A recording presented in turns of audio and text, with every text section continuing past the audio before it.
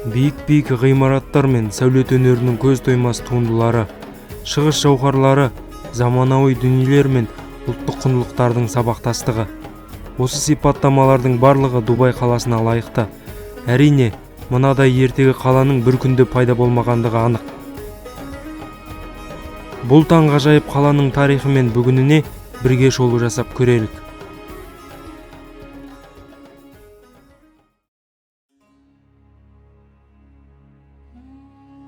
Өткен ғасырдың 50-ші жылдардағы Дубай мен қазіргі Дубайды салыстыруға да келмейтін еді.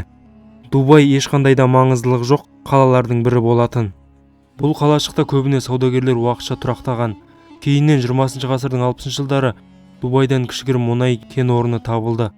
Кен орнының көлемі көршілес Абу-Даби мен Сауд Арабиясына қарағанда шағын болатын. Десе де бұл шағын ғана кен орны Дубайдың билеушісіне үлкен ой салады.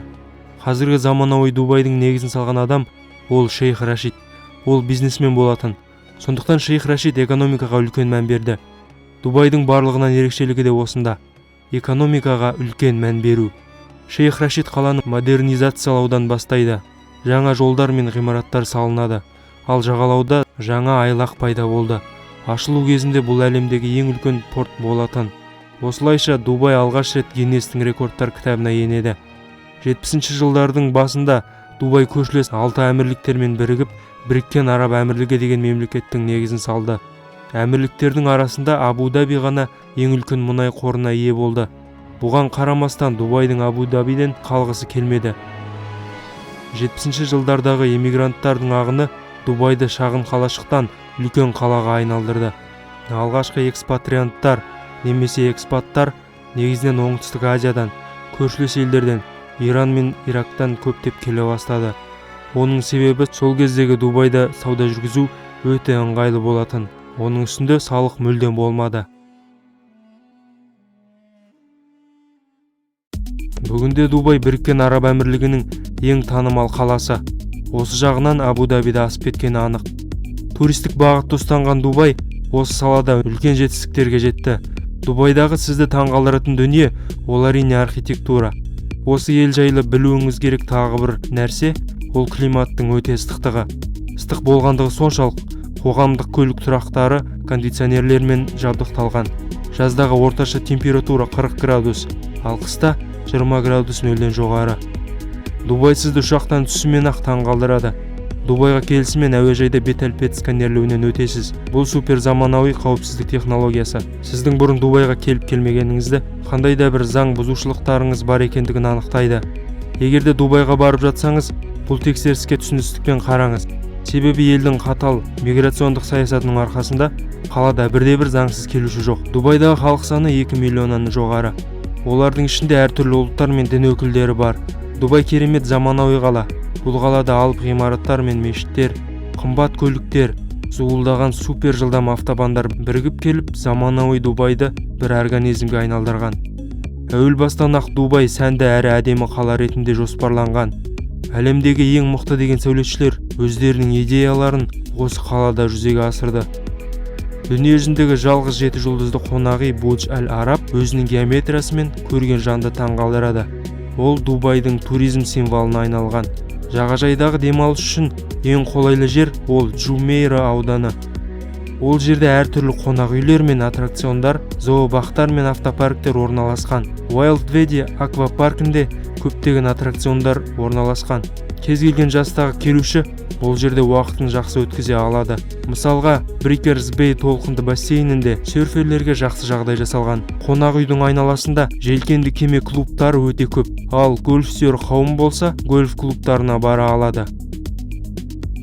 Ойын-сауық түрлерінің көптігі соншалық, санауға саусақ жетпейді. Су астында балық аулау, шөлдегі сафари, сұңқар мен аң аулау және тағы да басқа. Көңіліңіз қаласа, шейхтардың сәйгүліктері қатысқан бәйгені тамашалай аласыз. Дубайдағы есіңізде қалатын дүние ол Бурдж Халифа зәулім ғимараты. Оның биіктігі 828 метр, 162 қабаттан тұрады. 50 лифт жұмыс істейді. Әр лифтінің жылдамдығы секундына 18 метр. Бурдж Халифаның жанында әлемге әйгілі Дубай музыкалық субұрқағы бар. Ондағы Көкке көтерілген судың биіктігі 150 метр. Субұрқақ 12 гектарлық жасанды көлде орналасқан. Сіздің жасанды аралдар жайлы естуіңіз бар ма? Ондай дүниенің болуы мүмкін бе? Әрине мүмкін. Оны бізге Дубай дәлелдеп берді. Дубайдағы Пальма аралдарын әлемнің 8-ші кереметі деп айтып жатады. Олар тіпті ғарыштан да көрінеді. Пальма пішініндегі 3 арал архипелагқа біріккен. Олардың ішіндегі ең ірісі Пальма Дейр аралы. Қалған екеуі Пальма Джумейра және Пальма Джебел Али. Әрбір аралды тұрғызу үшін 7 миллион метр куб құм кеткен. Аралда 1000-ға жуық виллалар мен 30 қонақ үй бой көтерген. Жағажайдың ұзындығы 80 шақырым. Қысқы спорт түрлерін ұнататын жандар үшін қуанышты жаңалық. Дубайда Ski Dubai заманауи қысқы спорттық кешені орналасқан. Онда жыл мезгіліне қарамастан қысы-жазы қар жатады. Температура заманауи жүйе арқылы реттеліп отырады. Кешен 1500 келушіні сыйдыра алады. Әмірліктегі жалпы адам саны 8,5 миллион. Ел азаматтары азшылықты құрайды. Азия мен басқа елдерден келген жалдамалы жұмысшылардың үлесі 88,5%. Ел азаматтарына жұмыс істеудің қажеті жоқ. Олардың дүниеге келісімен-ақ жағдайлар жасалып қойған. Арабтар тек мемлекеттік қызметтерде ғана жұмыс істейді. Кейде өз бизнестерін жүргізеді. Араб ең бірінші жұмысында $4000 алады. Университет бітіргеннен кейін ең кіші жалақы $10,000 құрайды. Жергілікті азамат жұмыс істеген сайын оның біліктілігі мен ай сайынғы жалақысы өсе береді. Араб зейнетке шығар кезде оның жалақысы $100,000 құрайды. Ел азаматтығы бөтен адамға берілмейді. Азаматтық тек мұрагерлік арқылы ғана беріледі. Дубай әмірлігіндегі әрбір жергілікті тұрғынның шотына мұнай сатудан түскен кірістің бөлігі аударылып отырады. Сәби дүниеге келгенде отбасыға жер телімі мен $60,000 беріледі. Елдегі орта және жоғары білім тегін. Жергілікті жоғары оқу орнының студенті бірінші курсты үздік болып аяқтаса, оған көңілі қалаған әлемдік жоғары оқу орындарының бірінде оқуын жалғастыруға мүмкіндік беріледі. Шетелдегі оқу мен пәтердің жалдау ақысын мемлекет төлейді. Ай сайын $2,000 стипендия төленеді. Елдегі медицина тегін. Шет елде емделу мен операция жасауды да мемлекет өз мойнына алады.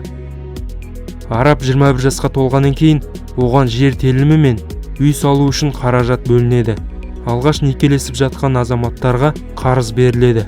3 бала дүниеге келгеннен кейін қарыз өз-өздігінен жабылады. Бір қызығы дубайлықтар кішігірім мұнай арқылы ғана осындай дәрежеге жетті. Бүгінге видео өз мәресіне жетті. Лайк басып арнаға жазылыңыз. Видеомен бөлісіңіз. Келесі видеоны күтіңіз.